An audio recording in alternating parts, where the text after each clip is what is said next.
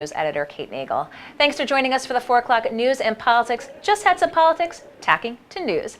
Jerry Petros with Hinckley. Alan, thank you for joining us today. Thanks, here Kate. in studio. Nice to be here. Legal counsel with Deepwater Wind. You've probably seen some very big announcements recently, both here in Rhode Island and Connecticut. We've covered this issue extensively. We've had Deepwater CEO Jeff Grabowski in to talk about the nuts and bolts, so to speak, but you have a unique perspective from how to make this happen from a legal standpoint. So tell viewers a little bit about when you got involved, and we'll take it from the beginning to where we are now, but take it a little step closer. Sure, Kate. So Deepwater Wind was the first company to actually build an offshore wind farm in the United States, and they brought us on as their legal counsel at the very beginning of that process about 7 years ago. So we've had a really fun, unique experience in working with Deepwater Wind and taking them through all of the barriers, the hurdles, the traps, the legal approvals and permits to go from a great idea that Jeff Grabowski and the D.E. Shaw guys had 7 years ago to 5 turbines spinning off of Block Island now, and really paving the path for all the wind energy offshore that's about to explode in the Northeast now. So, I mean, is this literally uncharted territory, if you will? There's the framework there that you've had to do, but no one else has gone down this road that you have to date. It is uncharted water, as you almost said, in terms of the United States. It had been done in Europe, obviously, for some years. But finally, somebody took the leap and proved the proposition that you can do offshore wind here and do it effectively. And so that was a demonstration project. But now you have 1,000 megawatts of offshore wind, actually 2,000 megawatts, that's about to launch on an industrial sort of size scale that's really going to be very efficient and very exciting. So what are the hurdles, as again you are looking to be the groundbreaker in this industry? Obviously there's structures in place as to who owns the water, who owns the energy, but how do you even begin to approach a project of this magnitude? So the first step in these projects is finding a buyer, because you build spec houses but not spec offshore wind farms. So Massachusetts just finished a process that provided buyers for a couple of big projects, including Rhode Island. So now once we have a buyer, you have to negotiate a contract with the utility company. In Rhode Island, that's National Grid, as everybody knows. And then you have to go through a series of traps that are basically approvals, a lot on the environmental side, some on the engineering side, some on the energy side, involving both state and federal agencies like CRMC and BOEM and the Army Corps of Engineers. And that tends to be a multi-year process in sort of proving the proposition that you can build this safely without damaging the environment, without hurting whales, making sure you're doing it in a way that meets all of the stakeholder interests in the process. Jerry, what do you wish you knew 7 years ago that you know now? We've learned so much. I mean, as an example, when we started this project, there were no regulations on how it was supposed to be built. So CRMC went through a process and created something called the OSAMP, which now regulates offshore wind development in the Rhode Island state waters. So now, Kate, we're going to leap into federal waters, because these projects will be built in federal waters now. And so we're going to pioneer a new process going through. So I wish I knew what I didn't know, but I guess I'll learn it again the second time around. So talk with us a little bit, dealing with Rhode Island, dealing with Connecticut, and then dealing with federal waters. How does this all piece together? We saw the big announcement from Rhode Island. We saw the big announcement from Connecticut. But you're there, with the paperwork and having an understanding of this construct. Explain the differences. Well, it's a similar process in terms of what's going to happen in Massachusetts, Rhode Island, and Connecticut with the 3 big awards that have been made in the last month or so. What's exciting about these projects is there's so much positive energy behind them. So from the federal level to the state level to the local level, there's so much support for these projects. There's great interest in the country for renewable energy, and offshore wind is now becoming a key part of the renewable energy portfolio.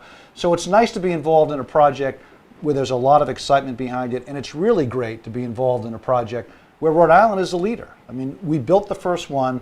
We're creating an infrastructure for jobs and for talent and for know-how to build many more. Rhode Island will be a launching pad for a lot of this work, and it's exciting to be involved in an emerging industry on the cutting edge that's happening here in our state. And talk a little bit, you touched upon the environmental concerns, but you said that, again, 7 years later, you've gone through the process, you've seen the impact. Talk with folks a little bit maybe about what you hear misconception-wise as it pertains to wind.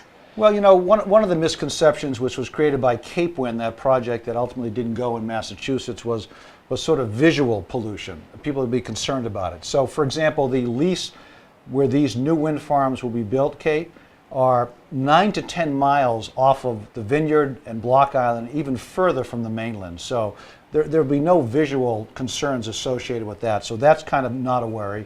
And in terms of the environment itself, it's proven to be a very safe technology, and they take extraordinary measures to protect whales, to protect birds, to protect bats, all kinds of species that might be impacted by the farm. So they really are very, very clean projects, obviously. No emissions, no carbon fuel being burnt in any of this.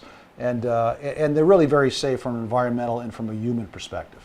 One of the next steps that we've talked with Jeff about is the potential for the battery technology to really harness this. Is this really a big opportunity for Deepwater? Well, it is, and it's critical. So if you stop and think about it, one of the challenges for renewable is, the sun's only out for maybe 12 hours a day, and the wind doesn't always blow. And so one of the critical components to allow renewables to really take over the energy sector, and Kate, it is taking over the energy sector, is a mechanism to store that power. You've got to store it so that if the wind stops blowing, we've still got power for all of us to use in Rhode Island. I can tell you that 5 years ago, they were doing that by essentially stringing car batteries together, like 25,000 in a facility I worked on in Hawaii. That didn't work so well. But now Tesla and some of the innovative companies in the U.S. are putting together massive battery storage facilities, and that is an absolutely critical component to push out the fossil fuels and allow solar and wind to assume their place as the backbone of our energy industry. And so we're talking about New England and the opportunities and the successes that have been achieved here for Deepwater. Where are the next potential locations for wind in this country? So there are some limitations there, because with respect to offshore wind, this is the best area for offshore wind in the entire country. I mean, they do studies, they go out and measure wind, they have mechanisms to do that in terms of the velocity, the frequency, the steady flow. Right offshore of Rhode Island down to Long Island, the Vineyard, that quadrant is as good as it gets in the United States. But it's already pushing down. Deepwater is building a project for Long Island that will start soon. They have a project in Maryland that will be south of the area we're talking about. And I think some of that will extend down. Now, on the West Coast, the waters are so deep that it's hard to build them in the same way we've built them out here. Okay. So they're experimenting and will be using floating platforms. Literally float the turbines, and these turbines weigh hundreds and hundreds of tons. It seems almost like, how do you float a 100-ton monster? It's an engineering challenge. But once they can do that, then that will begin to happen more often on the West Coast, where there's good wind, but the water's so deep you just can't build a platform down that far. So if you've got a floating turbine, does it stay in one location? I mean, how does it? It's anchored. It's anchored. The structure is floating, but the structure itself is anchored with cables on the shore. It's not hard to pull a cable down 1,000 feet, but it's hard to build a foundation down 1,000 feet. In fact, those big offshore platforms you see in the Gulf Coast, I mean, those are floating platforms as well. So the technology is there. It's just being adapted now to open up more areas where there's good wind.